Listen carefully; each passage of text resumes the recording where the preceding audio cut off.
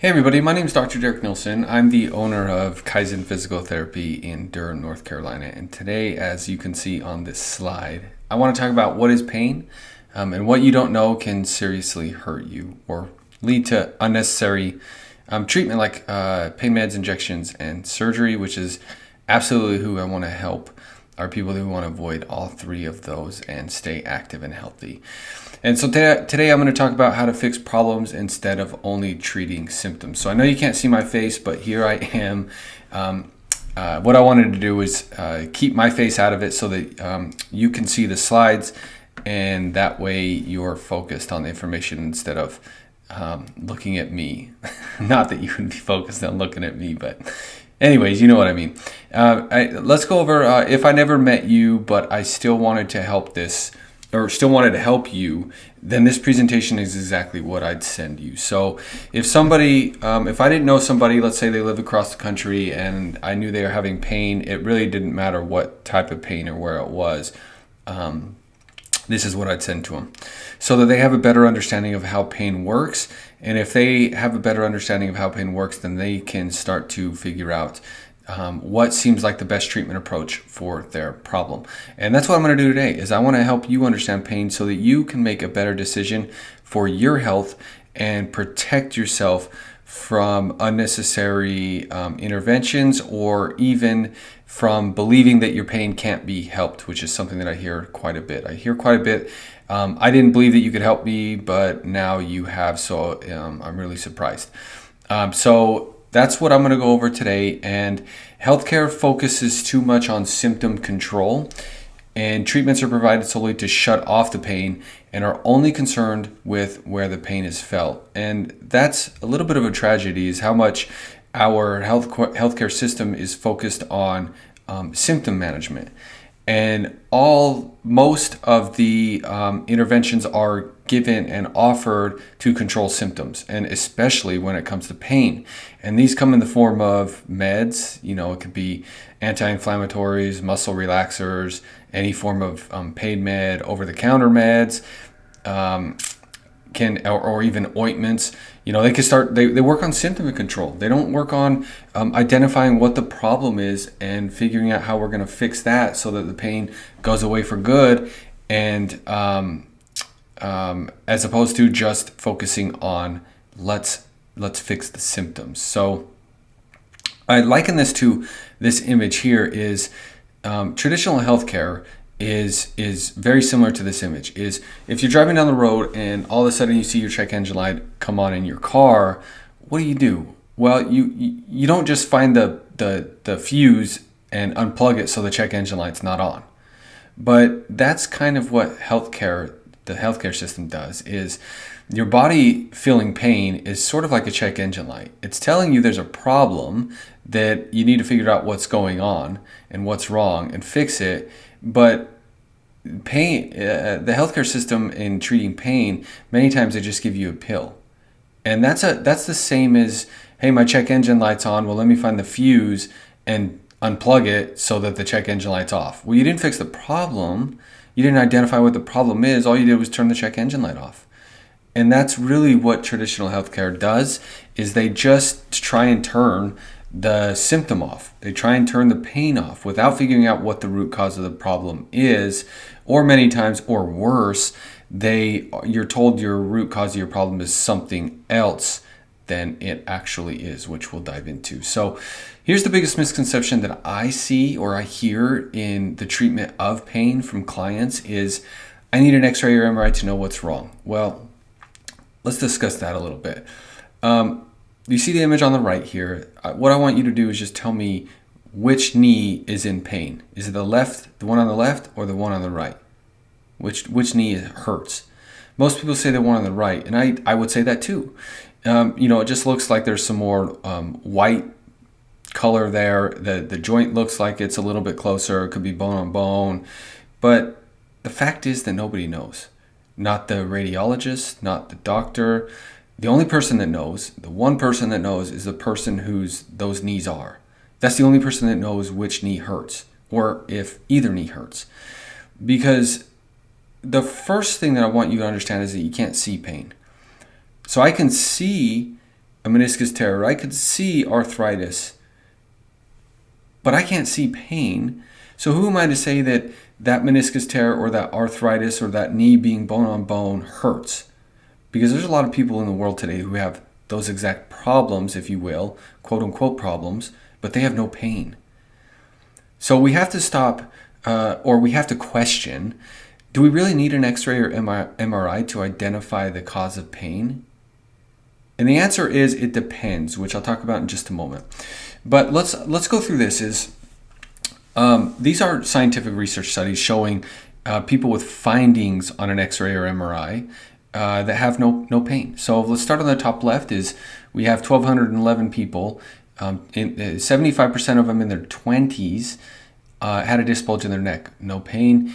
87.6% of people overall in the study had a disc bulge but no pain. If we look in the low back, so middle left, over 3,000 people in the study, at the age of 50, 80% of them had disc degeneration but no pain. 36% of them had a disc protrusion, which is a disc herniation, but no pain. And in the knee, we've got 43 out of 44 had at least one meniscus abnormality, but yet no pain. In the hip on the right, we've got 69% of people had a labral tear in their hip, no pain. And we had 72% of people had a slap injury, which is a labral tear in the shoulder, but yet no pain. So again, just because you have these findings on an x-ray or MRI does not mean it's the cause of pain. And I don't want to so this just leaves, we've got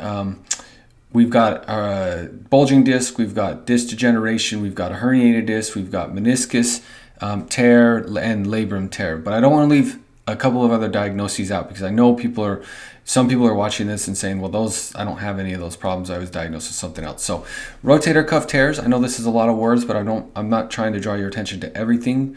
This was just a study. I took a picture of the summary of the study, and here's what it said.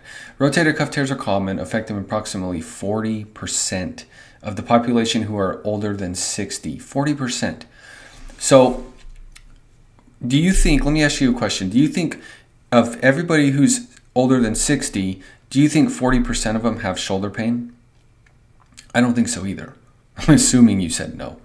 I don't think 40% of people that are older than 60 have shoulder pain. But yet this study found that approximately 40% of people older than 60 have a rotator cuff tear. But yet not 40% of people older than 60 have shoulder pain. And if they did have shoulder pain, they probably don't have shoulder pain in both shoulders. But yet 40% of them are going to show a rotator cuff tear. So we got to start questioning what is the root cause of the problem. And I'll keep diving into it. But I want to skip all the middle part here, and then I want to go to where it says specifically towards the bottom. It says specifically, authors concluded that approximately 25% of rotator cuff repairs in a typical study failed to remain intact. So what does that mean? That means somebody has a rotator cuff tear. They go into the surgeon and they repair that rotator cuff tear. Well, what these scientists found is that 25% of those rotator cuff repairs were torn again when they looked at the rotator cuff at a later date. So you have to really, again, we've got to start questioning, is it really the rotator cuff tear that's the cause of the pain? And if it's the cause of the pain, we go in there and we repair it, but yet 25% of the rotator cuff tears end up tearing again, you got to start questioning. Arthritis. Sorry, this is a little bit blurry, but this is arthritis and pain. Osteoarthritis, not any other type of arthritis. It's osteoarthritis. But if we look at the graph, we look at the bottom is age, and then the left side of it, it doesn't say, but it's severity of pain. So the amount of pain somebody feels. Well, there's two. There's the arthritis is the yellow line is the amount of arthritis, and then the red line is the amount of pain. So if we look at this and we see that the amount of arthritis, let's focus on the yellow graph first. The amount of arthritis goes up as we age. So osteoarthritis, the amount of osteoarthritis goes up as we age. And what this is saying is that no matter what, as we age, we're going to get osteoarthritis. But what I want you to focus on here is the red graph that shows somewhere between the ages of 40 and let's say 50 is the age where the majority of us have the most amount of pain. But yet that's not when the majority of us have the most amount of osteoarthritis. So again, we've got a question: is osteoarthritis the cause of pain? It's correlated with pain. So I say there, does osteoarthritis cause pain? This graph clearly says no. So the key word that I want to say is cause. Does osteoarthritis cause pain? No. Is it correlated with pain? Yes. Because I think I can say with certainty that somebody who has osteoarthritis is more likely to have pain. It doesn't mean they do, but they're more likely. But I can also say somebody who has osteoarthritis is more likely to be age 60 years and older. And if I take the osteoarthritis out of that equation and say somebody who is 60 years and older is more likely to have pain, I think the unequivocally answer is yes. So there's multiple factors. The point I want to make is there's multiple factors to pain, and let's keep diving into those. Oh, last one is spinal stenosis. I can't leave that one out. So what did this one find? This research study found that 77.9% of participants had more than moderate central stenosis, and 30.4% had severe central stenosis. So they rate it. Obviously, moderate's not as bad as severe. But what they found was on the very bottom here, if you look, however, only 17.5% of the participants with severe central stenosis were symptomatic. Only 17.5% with severe, so not with moderate, with the worst type or the most severe classification of stenosis were symptomatic. So again, does somebody with spinal stenosis have pain? Is it a cause of pain? No. Is it correlated with pain? Sure. But if you start to really boil it down, there's a lot of things that are correlated with pain, not just stenosis, rotator cuff tears, arthritis, degenerative disease, not all these diagnoses. There's a lot of factors that go into it, which let's keep diving into. So when are x-rays and MRIs really necessary? Because I'm not trying to make the point that they're unnecessary, you should never get one. That's absolutely not what I'm trying to say. But what I am trying to say is that trauma is, when there's some sort of trauma, an x-ray or an MRI can absolutely be necessary. So let's say you got in a car accident. Let's say you go from a point that you had zero pain, zero neck pain, you get in a car accident, all of a sudden you have pain. Yes, an x-ray or an MRI is absolutely necessary to rule out any fracture or any problems that would require immediate medical attention. Pain that doesn't change. So if you have pain with lying down, let's say back pain with lying down, it feels the exact same when you sit, it feels the exact same when you stand, it feels the exact same when you walk.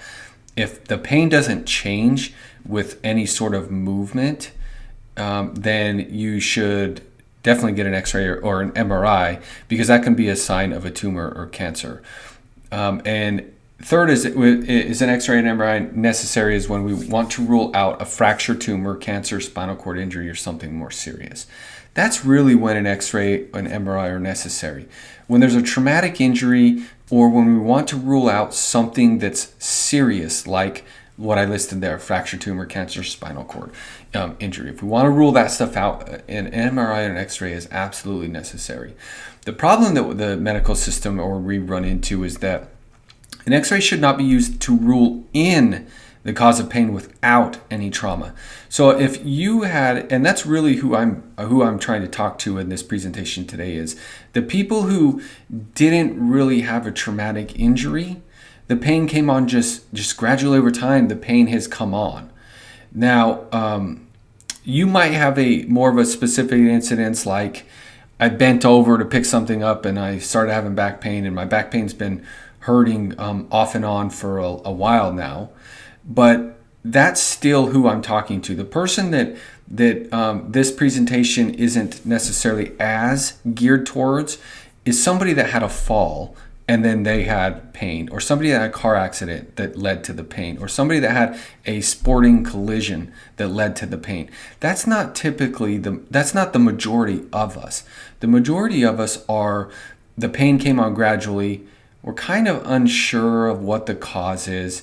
It's intermittent, meaning it comes and goes. It's better with some positions, it's worse with other positions. That's really who I'm talking to. So the root problem of pain, the truth is there's rarely a root problem causing pain. Pain is almost always multifactorial. It means, there's multiple causes of it. And so we can't just think that we pinpoint the cause of pain. And this goes back to the x-rays and MRIs. If you have low back pain and you get told you have degenerative disc disease, oh, there's your root cause of pain. Probably not. It might be part of the problem, might be, but it's not the only problem. There are multiple factors that cause pain that lead into the sensation of pain, which is really one I want to help you understand. So like I said down here below, now let's dive into these multiple causes so I don't leave you more confused than ever. So let's start talking about pain. So what's in charge of pain? What is in charge of pain?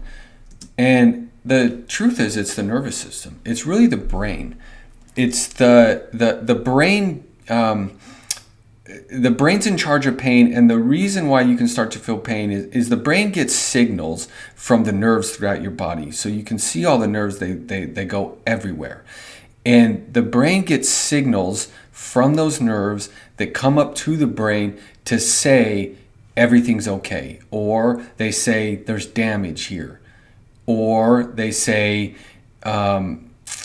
we've been using this area for too much for too long, and we need to use something else. It's a form of protection, which is the majority of pain, which is what I'm going to dive into in a moment.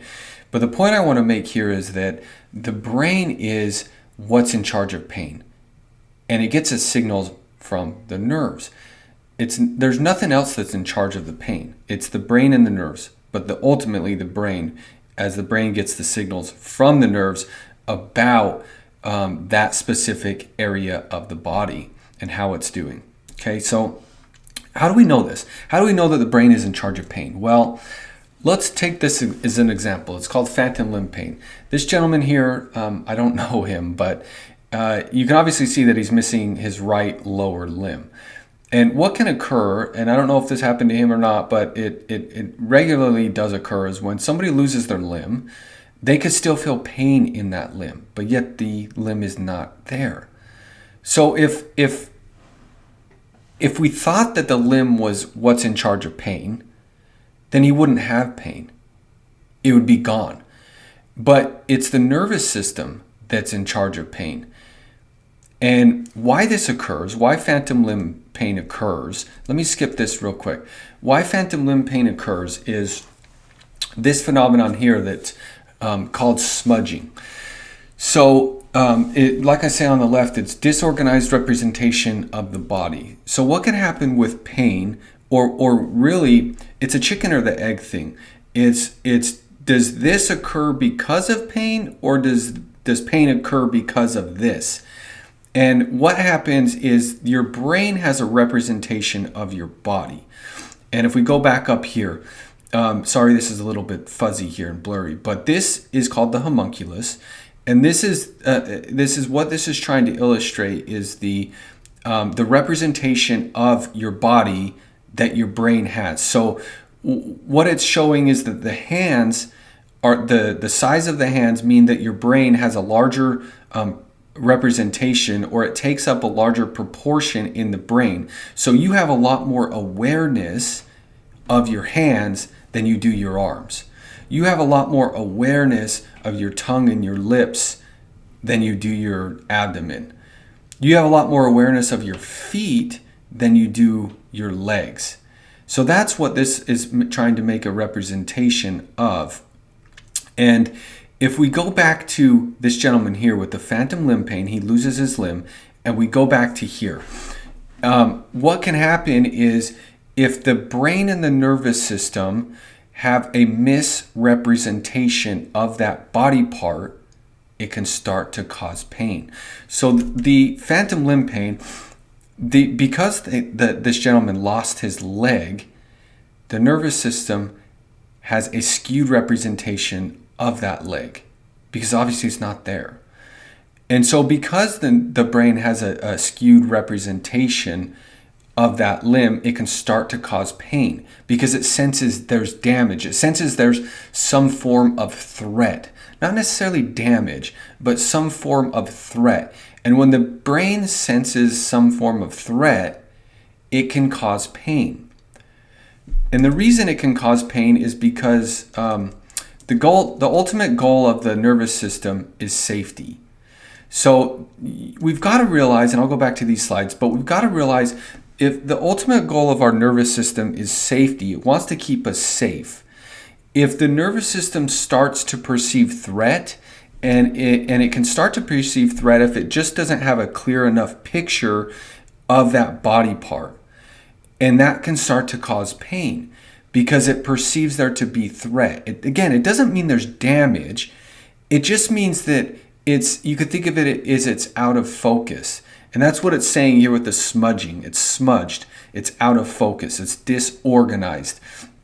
The brain just doesn't have a good representation of that body part. And because it has a misrepresentation, it can start to lead to pain because it wants to protect you. Its ultimate goal is to protect you. Its ultimate goal is to keep you safe. And if it has a misrepresentation of that body, it causes pain because it feels threatened. And the sensation of pain can help bring awareness to you that there is a problem in this area and you need to protect it. Okay, I hope that's making some sense. We'll keep going. I'm going to keep going along here. But how else do we know that the nervous system is in charge of pain? Well, there's something called peripheral neuropathy, which commonly occurs with uncontrolled diabetes. And it's essentially is the nerves become damaged. Well, what can happen with peripheral neuropathy is, let's say somebody that has this disease, they could be walking around all day with a pebble in their shoe and not even realize it. And then they take off their shoe and all of a sudden there's a bloody sock and there's a cut within their foot, but they had no idea. This is another example that the nervous system are what's in charge of pain. It's not the tissue, it's not the muscle, it's not the skin, it's not the bone, it's none of that. It's the nerves. The nerves are what's in charge of pain. Another example, if I haven't already belated this enough, is there's been many examples of people getting shot in war, and I like this image, so I used it. But there's many examples of people being shot in war that didn't even know it. And why? Why is that the case? Well, again, the nervous system primary goal is to keep you safe. And if it perceives more threat in your surroundings than it does with a gunshot wound, it's going to prioritize your surroundings.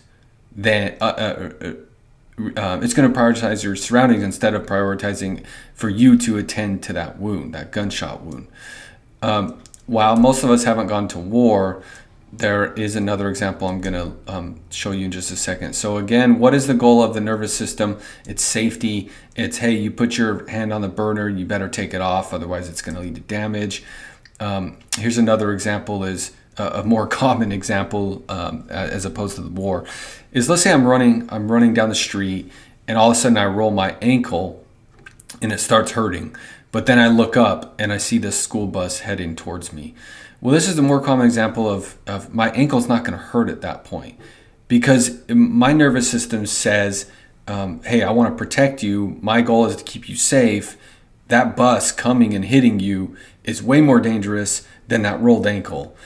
So I'm going to not prioritize the ankle and I'm going to say, get the heck out of the way of the bus. And then once I get back to a place of what's feels less dangerous, then my ankle will start hurting again. So another common example is low back pain. I sit for a long period of time and I begin to have low back pain. I look down at my phone for long periods of time and I begin to have neck pain. Well, these are two examples that it's not damage. If I sit for long periods of time and have back pain, does that mean my back is damaged? No. If I look down at my phone for a long period of time and I start having neck pain, does that mean my neck is damaged? No. I mean, these examples happen all the time. Let's say if I stand in place without moving for a long period of time, I'm going to start to have pain somewhere, but that doesn't mean it's damage. If I go into a squat position and I hold a squat for even a couple minutes, I'm going to start to have pain. Does that mean there's damage? No. And this really is how pain works for the majority of us, especially if there was not a traumatic event, especially if pain came on gradually over time, especially if there was no incident, no specific time when you heard a pop, a click, any sort of traumatic injury when the pain started. There's no damage. Pain is for protection. And realize that most of pain is for protection. Your nervous system is trying to protect you from threat, what it perceives to be threat. And that's the key. It's what the brain perceives to be threatening. If we go all the way back to the smudging, if we go back to here, the brain can have a skewed perception of what's occurring. If it has a skewed perception of what's occurring, it can start causing pain. So, go here. Nearly all of pain is felt due to a need for protection. It's not because of damage, like I said. Remember this. We went over this. This is showing a bunch of damage, but yet none of these people have pain. So pain is the brain's opinion of how much danger you are in. Opinion. The brain has to have an opinion. It's because the brain is in a box. It's in a black box, right? It's in your head. It doesn't have direct contact with the environment. So how does the brain get its opinion of the environment? How does it get its opinion of your body? So that it can make the best. It can make the what it deems to be the best assumption of what is occurring. And it's this. These are the way that your brain gets its opinion, is through sensory. And it can be the eyes. So what you see is going to help the brain get an opinion of your environment. What you hear helps. What you feel is going to help the brain get an opinion of the environment. And then the muscle there with the arm there's receptors within the muscles, joints, nerves, tissues, bones. And as you move, your brain gets an opinion of where your arm is at in space, or leg, or entire body. Any movement helps the brain get an opinion of what where your body is at in space. And your memory, so your past history, let's say that you've been told that you have the spine of an 80-year-old, that's going to start to develop, or that's going to start to play a role in your brain's opinion of what the problem is. So absolutely, your thoughts play a huge role in this. Your smell is going to help develop the opinion. The bottom left is the vestibular system. So vestibular system is fluid that's in the ear, and that helps the nervous system identify where your head is at in space. So as I turn my head left and right, if I look up or move my head up and down, the fluid in the ear moves, and then that triggers to the brain where my head is at in space. And if there's a problem with the vestibular system, it can lead to vertigo, which is most people are aware of that. And then last is taste. All of these are going to start to give the brain an opinion of what is occurring to your body and in your environment.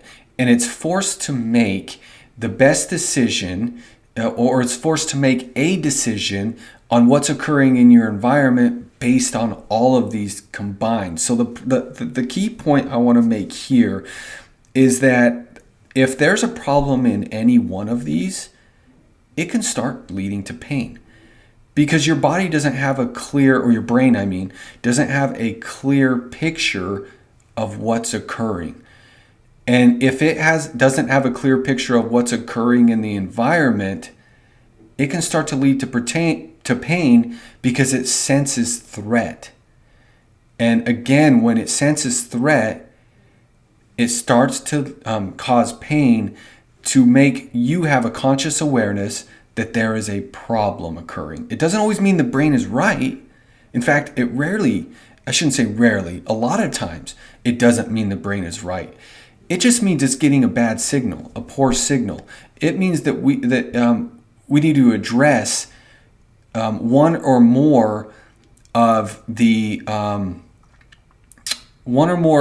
what's giving the signal to the brain about your body and the environment. So here's what I want to talk about as well is with damage and what I call the protective threshold. You can see this on the right. So damage is at the top, damage/physical limit. That's when you actually have damage. Let's say if I'm playing basketball and I rupture my Achilles. That's damage, but most people don't have that. Most people don't experience true damage. They have pain that is not due to damage. Their pain is due to the brain feeling threatened because it has a misrepresentation of the body or the environment. So we have stress/load on the left. We have time on the bottom. So the more that the stress and load increases, it's going to at some point reach a protective threshold. Now, protective threshold is still pain, but it's not pain due to damage. It's pain because the nervous system wants to protect. And all of these play a factor or play a role in stress and load. So the more stress, I'll get to the next slide. Sleep plays a role in stress and load. So and you know this, if you go and lift heavy weights on a night that you didn't get good sleep, you're not going to be able to work out as well. Even a more simpler example is if I don't get much sleep the night before and I go to work, I'm not going to be near as productive because I'm putting too much stress or load on the system without kind of resetting it. Nutrition plays a role. If you don't eat healthy, you're not going to be able to place as much load or stress on the system. Beliefs about pain, like I said, if someone was told they have the spine of an 80-year-old and they're only 40 years old, those beliefs absolutely start to play a role in pain and the amount of stress and load that they're willing or their nervous system believes that they can place on that given body part. Past medical history and injuries, obviously that's a more common one and more easy one to understand. If you have a history of multiple ankle sprains, you're obviously not going to be able to place as much load and stress on that area. Exercise, how often are you exercising?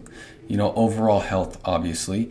Healthy weight, again, overall health. All of these play a role in really the baseline, your baseline of where you start. So if I go to the next slide, and again, most people's pain is somewhere in here where it's the protective threshold type pain. It's not true damage that's the cause, what's causing pain. So if I go here's the example of baseline stress. So if we start on the left, let's say my baseline it's at the bottom of that line, right? That's where I started, my baseline of load and stress. And you'll never get to zero.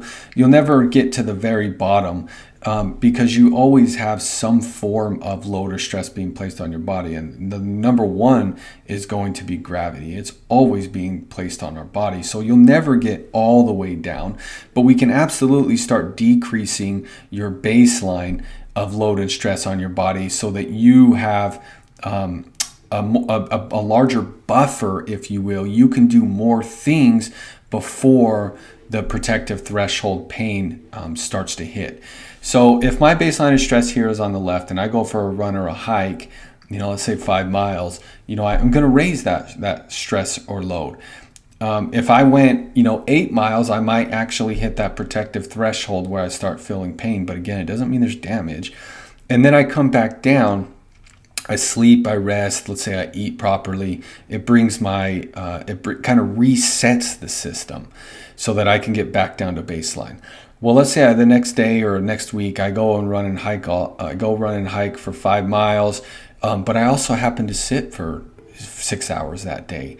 Well, that brought my stress and load, increased it, and now I could have some back pain because I put too much demand on the system without resetting it. And let's say, okay, now I have back pain. Well, I go to bed that night, I sleep and I rest, and it brings me back down. But it didn't bring me back all the way down to baseline. So instead, let's say the next week I sit all day for another 6 hours. I didn't run and hike, but because I didn't get all the way back down to baseline, now sitting all day just caused my back pain because it didn't take as much because my baseline has now increased. And then let's say I go get a massage, I sleep, I rest, I eat healthy, and that brings me back down to baseline. This is where most people live when it comes to pain. There's multiple factors that are causing the pain, and there's multiple things that need to be looked at. But their baseline, what we need to do is we need to improve the baseline of where they're at. Because if we can get somebody down farther, then they can perform more activity and without pain beginning to kick in. So just another example of that are these 3 glasses. So let's assume that when the glass when the water goes to the top of the glass and spills over, that's when you have pain. The point I'm trying to make here is the more water in the glass to begin with, the more we can fill it before pain occurs. And that's where all of these kind of play a role in pain, is we want to be able to have less water in the glass so that we can put more stress and load on the body before pain kicks in. So the question is, how much demand are you placing on the nervous system? And because, like I've been saying, the lower your resting demand, the higher your reserves are. So it's just saying like you're more robust. You're able to place more stress and load on the body before you reach pain. So nearly everyone who experiences intermittent pain over weeks, months, or years struggles to share stress and load over multiple muscles, joints, and or nerves. And this is key, is that a lot of times the area that hurts is in pain because you're demanding too much from that area. And that's why it leads to pain. And most people who have pain, their bodies struggle to place that same amount of load over multiple muscles, joints, systems, and nerves of the body. So an example of this is, let's go back to low back pain, is let's say I have low back pain with walking. Well, the problem that traditional healthcare runs into here is that they believe that the low back is where the problem is. But what about the fact that as I walk throughout the day, I use my foot, my ankle, my knee, and my hip? That's what walks, right? That's what comes in contact with the ground as I walk throughout the day. So if there's a problem at the foot, ankle, knee, or hip, that could absolutely be part of the back pain problem. Because again, most of the time, people that have pain, their bodies are poor at sharing load. So if I have back pain, maybe it's because my hip is weak. Maybe it's because my ankle is weak. Maybe it's because my balance is poor. And that causes my back to have to compensate, and it forces my back to put more stress and more load on my low back, and my back starts to hurt. But really it's the weak hip or the weak ankle or the poor balance that is the cause of the pain. So this is just one example, and this occurs all over the body, that we don't just want to look at where is the pain felt. We want to look at the entire body and in context to the activity that is the activity that causes the pain. So in this example, it's walking. If it's squatting, then we're going to look at we'll look at the same things, but just a little bit differently. And this occurs all over the body.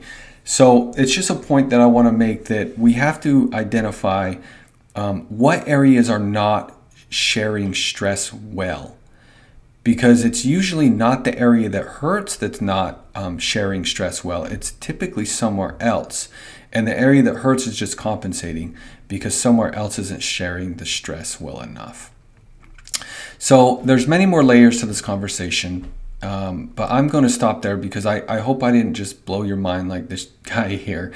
And I hope that what I really did was open up, make you feel a little bit smarter, a little bit more empowered, and helped you understand a little bit more about how pain works.